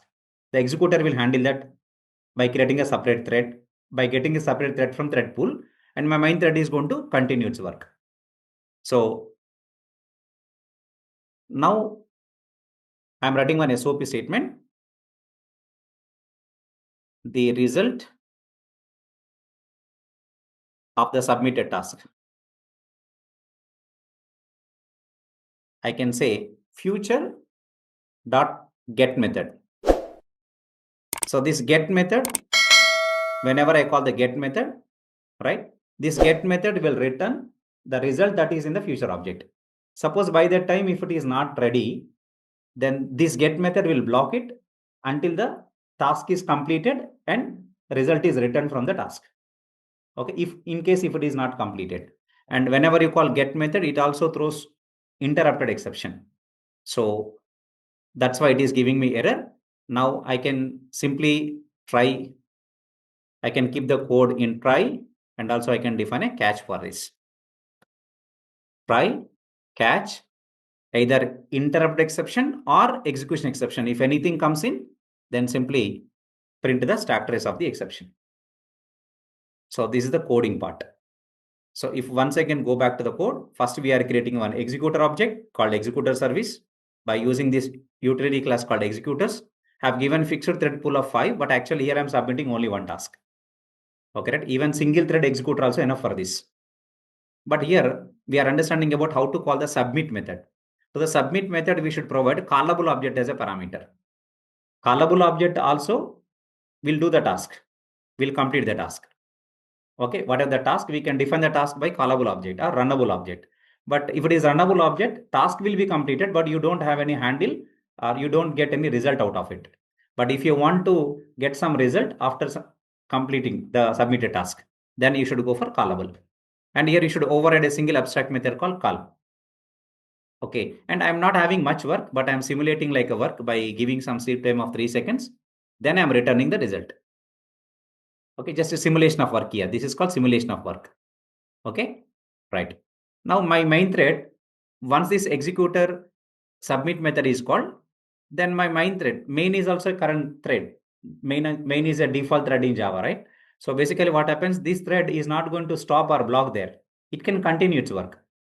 And whenever the task is completed, the result will be stored in future object. Now you can get the value from future by calling future.get. Okay, now we want to execute this. And once after getting, suppose if you want to stop accepting any new tasks, then you can say executor service dot shutdown. Right? Shutdown. When I say shutdown, it is not going to accept new tasks, but it will complete already submitted tasks. It won't stop them or interrupt them. Okay, that's what the meaning of shutdown. Okay. All right. Let's run this code. and check the output.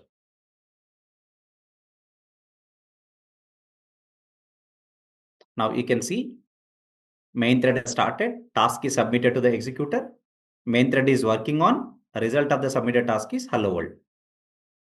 So we can access through get method. But by the time when get method call, if that result is not available in future, still the task is going on, then it will wait. This get method will block that thread to wait here until the result is available from the future. Whenever you call the future.get method. Okay, this is a get method, and this get method waits if necessary for the computation to complete and then retrieves its result. That's what I'm saying. This is called get method. Okay, right? So previously we know passing runnable object by creating anonymous inner class. And here we are passing callable object through anonymous implementation.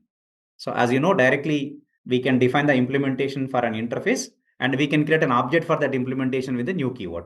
And this is called anonymous implementation, which means you are not creating a separate class for implementing that interface. So you can directly provide implementation without creating a class. And that is basically called anonymous implementation. And this is how the code will run. Okay, this is how you can able to work with the executor framework in Java. So you are nowhere creating extends thread, or no need to say thread.start method or thread. Some other methods, or no need to work with the any synchronized keyword or synchronization. That all will be handled by the executor object only, right? So this is how executor framework can be used, and we can able to use, or we can able to work with executor framework by creating executor service object with the help of utility class called executors class. Thank you.